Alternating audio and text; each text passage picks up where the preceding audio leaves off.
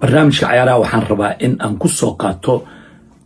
xulka England oo u soo baxay quarter finalka taasoo ay la ciyaari doonaan wadanka Norway oo ayagana ka soo adkaaday Brazil hase yeeshee Ingiriiska ciyaarta oo soo bandhigay in muddo ciyaartan oo kale muusa soo madhigin waxaana la soconaa 98 kulan ay Mexico ay ciyaartay inaan looga adkaanin wadankooda laba mar kaliya looga adkaaday wax walbana waxaa la filayay Mexico inay guul gaari doonto hase yeeshee wixii dhan waa isbedeleen oo 5 gool ayaa ka dhalatay labada dhinacba 3 ay xulka Ingiriiska dhaliyeen iyo Mexico 2 ay dhaliyeen hase yeeshee markii Bellingham 2 gool oo degdega oo dhaliyay waxa u malaysaa ciyaartii inay mar ka dambeysay ay sii xoogeysanaysay hase yeeshee qaybta hore intaan la bixin ayaa gool ay dhaliyeen Mexico taasoo ka dhigtay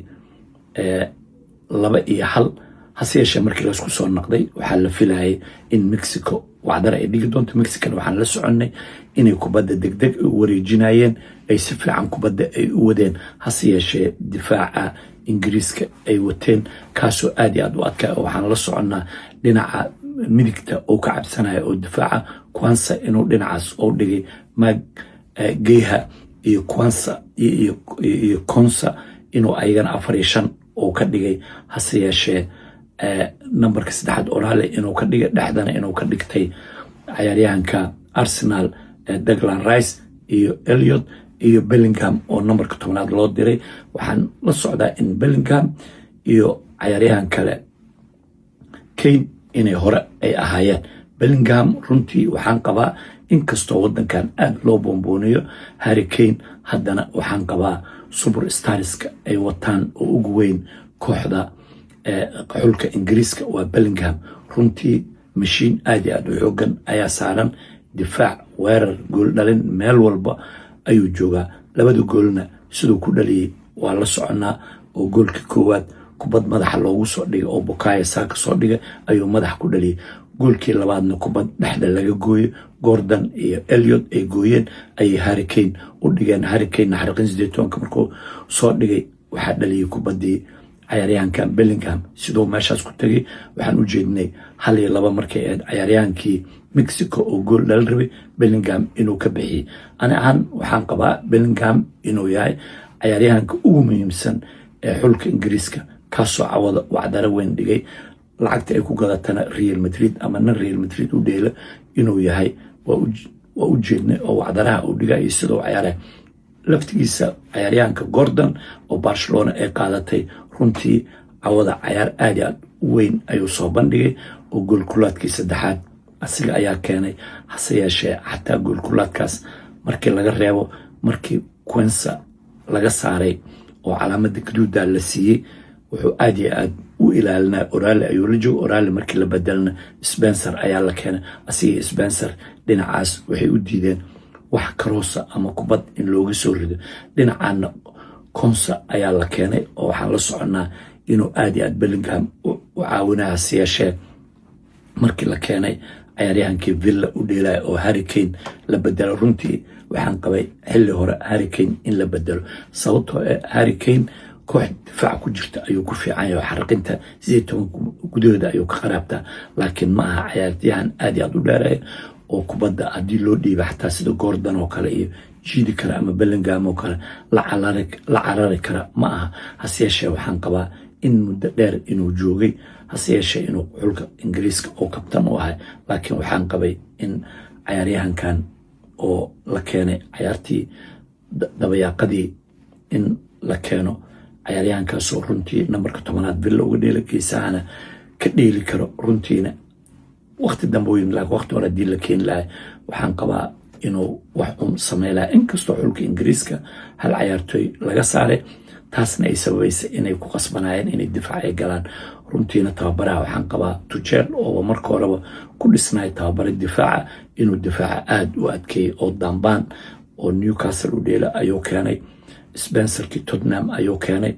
John Stone ayuu keenay niman dheer ayuu keenay taasoo uu talagalay Jimenez oo laftigiisa madax aad iyo aad ugu shaqaysto oo la socono 2 kubad oo madaxa in laga bixiyay xabad kale oo goolka tiiska marsi in nimankaas dheer ay u diideen kubadaha inuu madax uu ku dhifto sababtoo ciyaaryahana badan ayuu dhexda dhigay oo aad u dhadheer aad iyo aadna difaac u ah. taasna waxay suurtagelisay in Mexico loo diido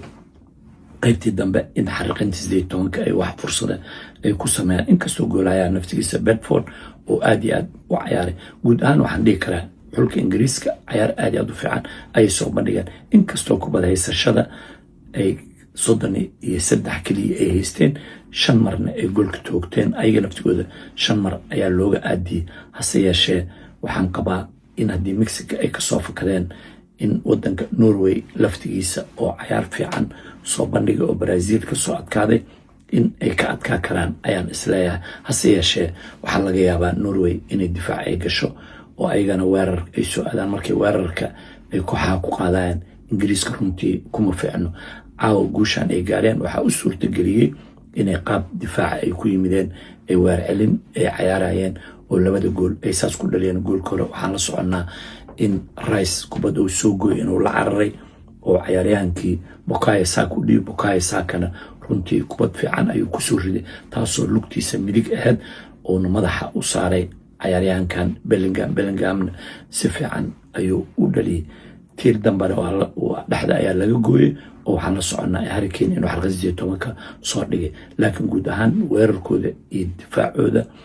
inay caaw u shaqeeyaan koox ahaan inay u shaqeeyaan meeshaasna ay kasii wadi karaan. waxaan isleeyahay Ingiriiska ilaa iyo afraadda inuu imaanayo ayaan u malay doonaa. waxaa u daran hadday ku soo aadaan kooxa xoogan hadday ku soo aadaan ayaa u daran. laakiin dhinacaas oo ka socdo Argentina ayaa ku jirto. Argentina hadday isku soo aadaan waxaan qabaa in ay ka soo badi karaan ayaan isleeyahay. wax weyn Argentina laftigeeda ma hayso oo Cape Verde ayay si faracidile uga soo fakadeen marka fursad fiican ay haystaan. oo dhanka kale waxaan la soconnaa in Spain iyo Portugal inay ku jiraan iyo Faransiiska inay joogaan dhankaas. isku soo duubduub Ingiriiska waxaan leenahay hambalyo dadaalka ay muujiyeen iyo guusha ay gaareen taasoo aan la filayn caawa Mexico inay gurigooda ay ku garaacaan. hase yeeshee taas waxay ku muujiyeen guud ahaan koox ahaan ayay u muujiyeen. runtiina waxaan qabaa tababaraha inuu ku saxnaay inuu ciyaarsiiyo Bukayo Saka iyo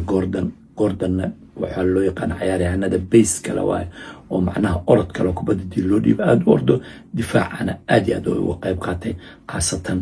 markii ay 10 ciyaartoy ay ahaayeen kaasoo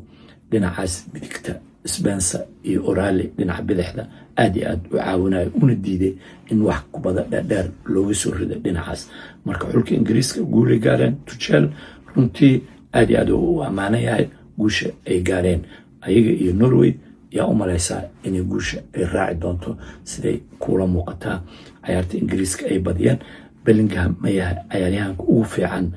ee xulka Ingiriiska mase Harry Kane ayaa u fiican sidee adigu kula muuqataa bal fikradaada nala wadaag.